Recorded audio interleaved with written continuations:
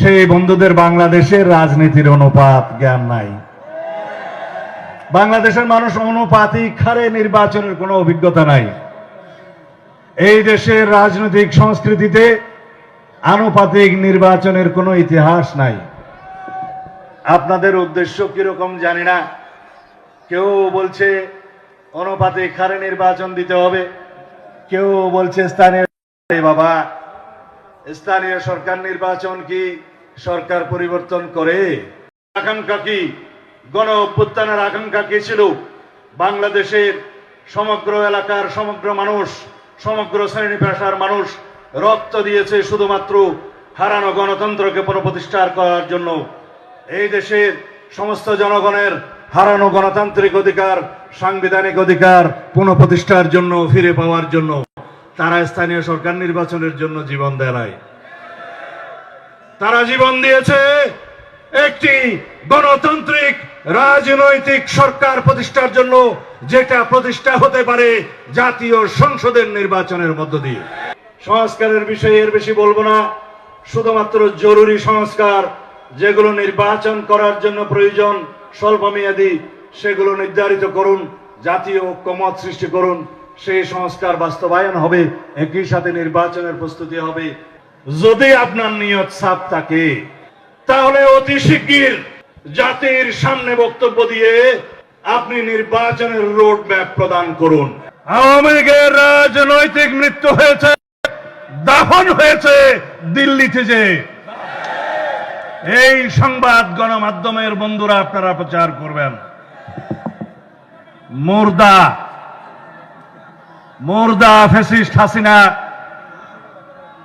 এখন কাফন ফোড়ে কথা বলছে দিল্লি থেকে। বাহ! বাংলাদেশের এই গণতান্ত্রিক ময়দানে, নতুন বাংলাদেশে মুর্দা কখনো কথা বললে মানায়? মুর্দা কি কখনো কথা বলা জায়েজ আছে? হেডকোয়ার্টার থেকে ঢাকায় বসে নয়, জাতিসংঘের এসে তারা বাংলাদেশের সমস্ত জায়গায় জায়গায় যেখানে যেখানে বিএনপির ইতিহাস, বাংলাদেশের বহুদলীয় গণতন্ত্র প্রবর্তনের ইতিহাস, বিএনপির ইতিহাস, বাংলাদেশের স্বৈরশাসক হোসেন মোহাম্মদ এরশাদের বিরুদ্ধে অবিরাম সংগ্রামের মধ্য দিয়ে আপসহীন নেত্রীর খেতাব নিয়ে বেগম খালেদা জিয়ার স্বৈর সামরিক বাংলাদেশে সাংবিধানিকভাবে পার্লামেন্টারি শাসনের সংসদীয় শাসন ব্যবস্থা প্রতিষ্ঠার ইতিহাস। অনেক রক্তস্নাত বাংলাদেশে ফ্যাসিবাদ আপনারা প্রতিষ্ঠা করতে চান। আপনারা গণতন্ত্র কি বাংলাদেশে চিরজীবন প্রতিষ্ঠা, সেই রকম গণতান্ত্রিক এবং সাংবিধানিক প্রতিষ্ঠান সৃষ্টি করতে চান? যদি তাই চান, তাহলে বাংলাদেশের স্বাধীনতার ঘোষণা দিয়েছে এই দলের প্রতিষ্ঠাতা শহীদ রাষ্ট্রপতি জিয়াউর রহমান।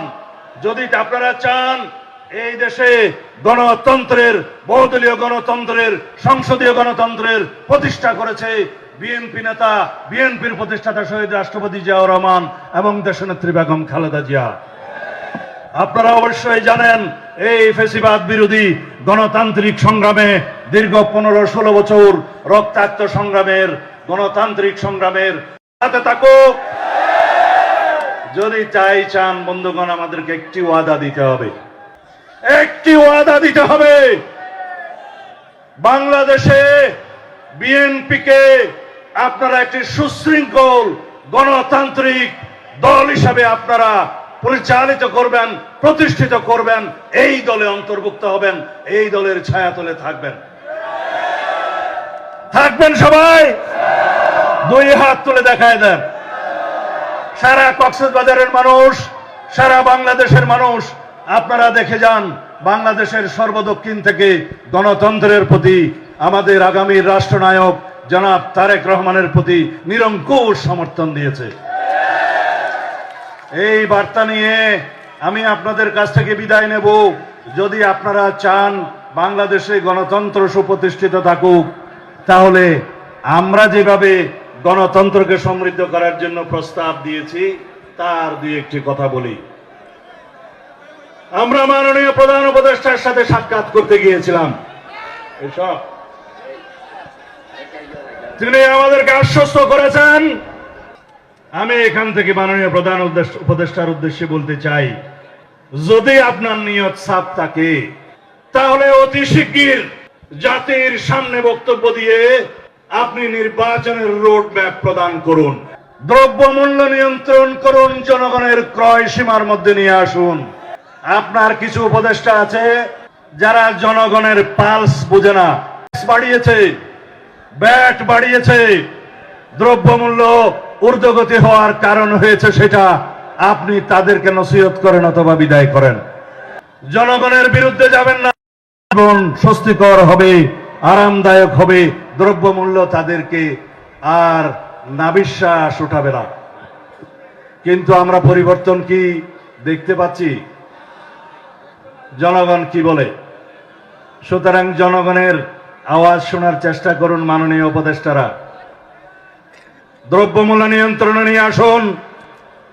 সবচাইতে বেশি নজর দিন লুটপাট করে বাংলাদেশ থেকে যারা নিয়ে গিয়েছে তার কিছু অংশ এখানে ব্যয় করছে অস্থিরতা সৃষ্টির জন্য, এবং তার সাথে যুক্ত হয়েছে এদেশে প্রশাসনে, আমলাতন্ত্রে, বিভিন্ন বিভাগে, বিচার বিভাগে, পুলিশ বিভাগে, সমাজের বিভিন্ন। অন্তর্বর্তী সরকারের উদ্দেশ্যে কয়েকটা কথা বলতে চাই।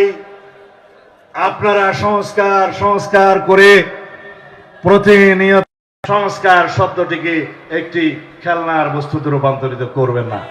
সংস্কার হবে, সেই সংস্কারের প্রস্তাব 31 দফা বাংলাদেশ জাতীয়তাবাদী দলের পক্ষ থেকে আরো 1-1.5 বছর আগে 2023 সালের 13ই জুলাই জনসমক্ষে আমাদের নেতা জনাব তারেক রহমান প্রস্তাব আকারে পেশ করেছেন। যদি আমরা রাষ্ট্র ক্ষমতায় যাই তাহলে পরে এগুলো বাস্তবায়ন করা হবে। আপনাদের সংস্কার প্রস্তাব তো কদিন আগে। গণতন্ত্র থাকবে, সংবিধান থাকবে, এদেশ থাকবে, সংস্কারের মধ্য দিয়েই আমাদের যেতে হবে। সংস্কার কখনো শেষ আমাদের যেতে হবে। কিন্তু আপনাদের কয়েকজনের কথা শুনলে মনে হয় সংস্কার ডিসেম্বরের ভিতরেই সব করতে হবে। আমি সংস্কারের বিষয়ে এর বেশি বলবো না। শুধুমাত্র জরুরি সংস্কার যেগুলো নির্বাচন করার জন্য প্রয়োজন, স্বল্পমেয়াদী, সেগুলো নির্ধারিত করুন, জাতীয় ঐক্যমত সৃষ্টি করুন, সেই সংস্কার বাস্তবায়ন হবে। একই সাথে নির্বাচনের প্রস্তুতি হবে এবং নির্বাচন অতি দ্রুত হবে। সেই নির্বাচন অবশ্যই আমাদেরকে ডিসেম্বরের আগে যেটা আশ্বাস দিয়েছেন সেই মতেই হতে হবে। দ্রুত রোড ম্যাপ প্রদান করুন।